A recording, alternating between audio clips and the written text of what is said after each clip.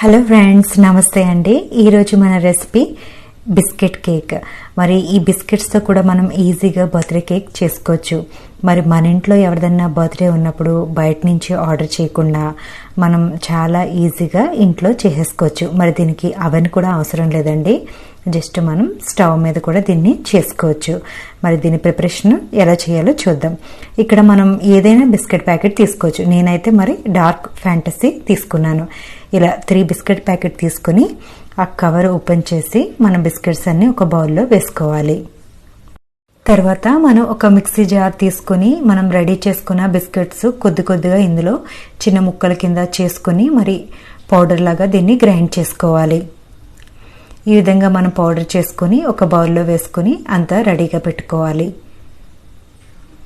In case బిస్కెట్లో అక్కడక్కడ నలగని ముక్కలు ఉంటే కనుక నెక్స్ట్ రౌండ్లో మనం దాన్ని వేసుకుని గ్రైండ్ చేసుకోవాలండి. ఇప్పుడు మనం ఒక బేకింగ్ టిన్ తీసుకుని అందులో కొద్దిగా ఆయిల్ వేసుకుని గ్రీస్ చేసుకుని బటర్ పేపర్ పెట్టుకోవాలి. ఇన్ కేసు మన దగ్గర బటర్ పేపర్ లేకపోతే కనుక కొంచెం మైదాని స్ప్రింకిల్ చేసుకోవాలి.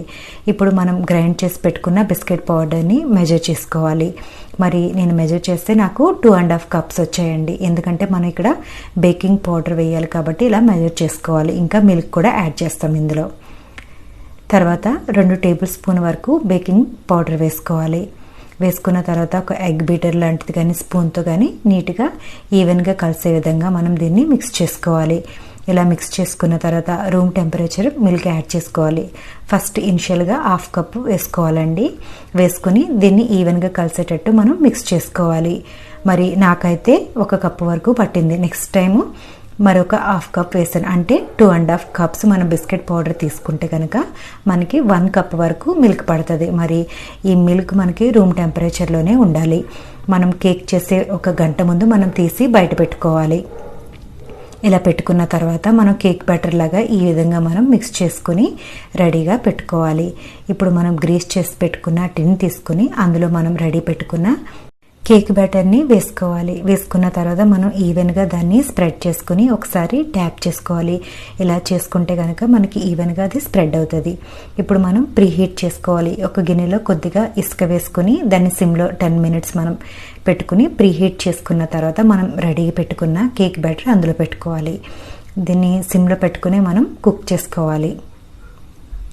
మరి ఇలా పెట్టిన తర్వాత మనకి ఇక్కడ క్యాప్ చూస్తున్నారు కదండి, స్టీమ్ లాగా పట్టి వాటర్ లాగా పట్టింది. అప్పుడప్పుడు మనం మూత ఓపెన్ చేసి మనం ఈ విధంగా క్లీన్ చేసుకుంటే కనుక మనకి కేక్ స్టిక్కీగా రాకుండా చక్కగా డ్రైగా వస్తుంది. చూస్తున్నారు కదా, మంచిగా మనకి స్వెల్ అవుతుంది. దీన్ని కంపల్సరీ మనం ఎక్కడైతే మనకి తక్కువ ఫ్లేమ్ వస్తుందో అక్కడ పెట్టుకుని మాత్రమే కుక్ చేసుకోవాలి. 30 నుంచి 40 మినిట్స్ అయిపోయిన తర్వాత చూస్తారు కదండి, మనకి చూడగానే తెలుస్తుంది కుక్ అయిందని. తర్వాత ఒక టూత్ పిక్ పెట్టి మనం చూస్తే అది క్లియర్గా వచ్చేస్తే కనుక మనకి కేక్ మంచిగా బేక్ అయిపోయినట్టే. ఇప్పుడు తర్వాత ఆ శాండ్ నుంచి కేక్ని తీసి పక్కన పెట్టి కంప్లీట్గా కూల్ అయ్యేంత వరకు మనం దాన్ని పక్కన పెట్టుకోవాలి. మరి కేక్ బేక్ అయిపోయిన తర్వాత మనం శాండ్లో అలా ఉంచేస్తే కనుక మాడిపోయే అవకాశం ఉంది. అందుకనే మనం అది బేక్ అయిపోయిన వెంటనే మనం తీసి దాన్ని పక్కన పెట్టుకోవాలి. కంప్లీట్గా చల్లగా అయిపోయిన తర్వాత చాకుతో స్క్రాచ్ చేస్తే కనుక మనకి ఈజీగా కేక్ వచ్చేస్తుంది. తర్వాత ఇలా డబుల్ బాయిలర్లో మనం చాక్లెట్ వేసుకుని దాన్ని మెల్ట్ చేసుకోవాలి. మరి చాక్లెట్ మనం మెల్ట్ చేసుకునేటప్పుడు 1 టేబుల్ స్పూన్ బటర్ లేదా ఘీ వేసుకోవాలి. ఇలా మనం వేసుకుంటే కనుక చాక్లెట్ మరీ హార్డ్గా అయిపోదు, మనం కట్ చేసేటప్పుడు వీలుగా ఉంటుంది. ఇది ఒకసారి మెల్ట్ అయిపోయిన తర్వాత మనం హీట్ నుంచి దాన్ని తీసి 2-3 నిమిషాలు దాన్ని తిప్పుకుంటూ ఉంటే కనుక చల్లగా అవుతుంది. మరి కేక్ మీద వేడివేడిగా వేసేయకూడదు. మరి మీకు జ్యూసీగా కేక్ కావాలనుకుంటే కొంచెం వాటర్లో షుగర్ పౌడర్ వేసుకుని అది కేక్ మీద స్ప్రెడ్ చేసుకుంటే మనకి చాలా జ్యూసీగా వస్తుంది. తర్వాత మనం రెడీ పెట్టుకున్న చాక్లెట్ సిరప్ని వేసుకుని ఇలా స్పాటులాతో కిందకి జారే విధంగా స్ప్రెడ్ చేసుకుంటే ఎంతో టేస్టీ అయిన బర్త్డే కేక్ రెడీ అయిపోతుందండి. తర్వాత మనం ఇలా స్ప్రింకిల్స్ వేసేస్తే కనుక వేడిగా ఉన్నప్పుడు కొంచెం ఆ స్ప్రింకిల్స్ కూడా మనకి చాక్లెట్కి అతుక్కుపోతాయి. మరి చూసారు కదా, ఇంత సింపుల్గా మనం చేసుకోవచ్చు. మరి మీ ఇంట్లో ఎవరైనా బర్త్డేస్ వస్తే కనుక ఈసారి ఇలా ట్రై చేసి అందరికీ తినిపించేయండి. మరి మీకు ఈ వీడియో నచ్చితే కనుక లైక్ చేయండి, షేర్ చేయండి. కొత్తగా చూసేవాళ్ళు అయితే సబ్స్క్రైబ్ చేసుకోవడం మర్చిపోకండి. మరి ఇది చాలా చాలా ఈజీగా మనం ఇంట్లో చేసుకోవచ్చు.